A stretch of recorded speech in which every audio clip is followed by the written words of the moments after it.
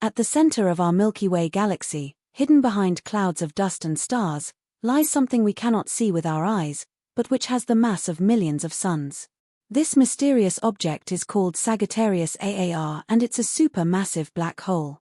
Unlike the monsters powering distant quasars and active galaxies, Sagittarius AAR barely makes a peep, but its silence is misleading.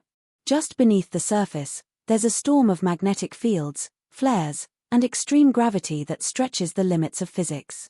This is the story of how we discovered it, how we photographed the unseeable, and what this black hole has taught us about the universe, the galactic bulge that hid the truth. For a long time, even after people began building telescopes and studying the stars with scientific tools, the center of the Milky Way remained hidden. Astronomers could map parts of the sky, track planets, and chart the motion of stars.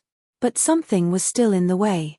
Whenever they turned their instruments toward the thickest part of the Milky Way, toward the constellation Sagittarius, they ran into a wall. A wall of light and shadow, of gas and dust, and of stars packed so tightly that they blurred into each other. This area, now known as the galactic bulge, is one of the most crowded regions in the entire Milky Way. It is a huge central swelling made of hundreds of billions of stars. From Earth, it lies in the direction of the galactic center. But seeing through it is not easy. In fact, for centuries, it was nearly impossible. When people look up at the Milky Way with the naked eye, they see a pale band stretching across the night. It looks almost like a faint cloud. But that band isn't made of cloud or mist. It's made of stars. So many stars packed so close together that they blend into a soft glow. That glow gets brightest near the center of the Milky Way. But along with the brightness comes something else. Darkness. This darkness is not the absence of stars. It's the presence of dust. All across the galaxy, floating between stars are clouds of interstellar dust. These clouds are made of tiny particles, bits of carbon ice and rock left over from older stars and drifting slowly through space. While these particles are small, they're spread out over such huge distances that they can block light, especially visible light, the kind our eyes and early telescopes can see. That's the key problem. For most of history, telescopes worked only in visible light. They were built like giant eyes, collecting light from stars and focusing it into images. But visible light is easily blocked. When it tries to pass through dust, it gets scattered or absorbed. And nowhere in the sky is there more dust than in the direction of the galactic center. Astronomers would look towards Sagittarius and see nothing but confusion. A thick mess of stars broken up by dark streaks like smoke smeared across the sky. The stars closer to Earth were visible, but behind them, darkness. The light from the true center of the galaxy couldn't reach us. It was as if someone had drawn a curtain across the middle of the Milky Way. And the bulge itself made things worse.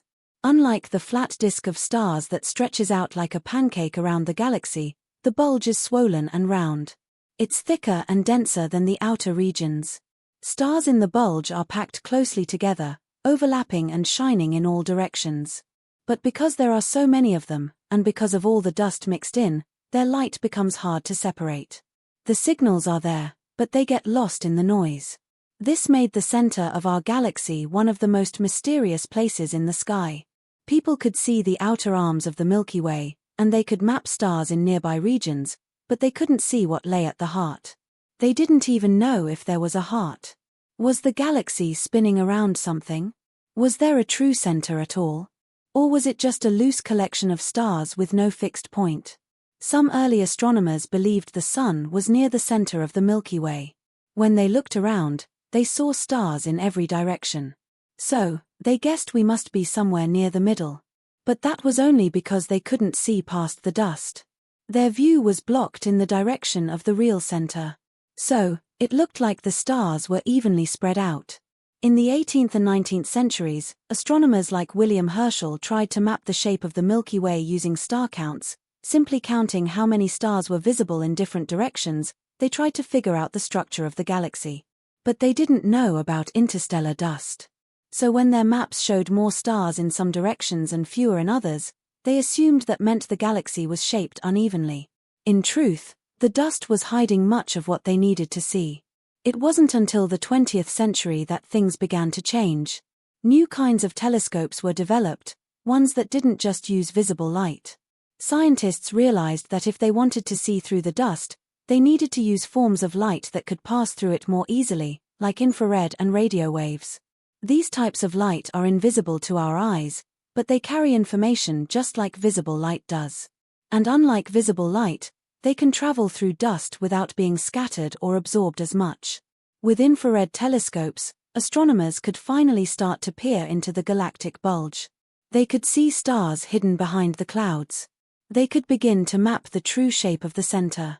And with radio telescopes, they picked up signals from deep within the galaxy.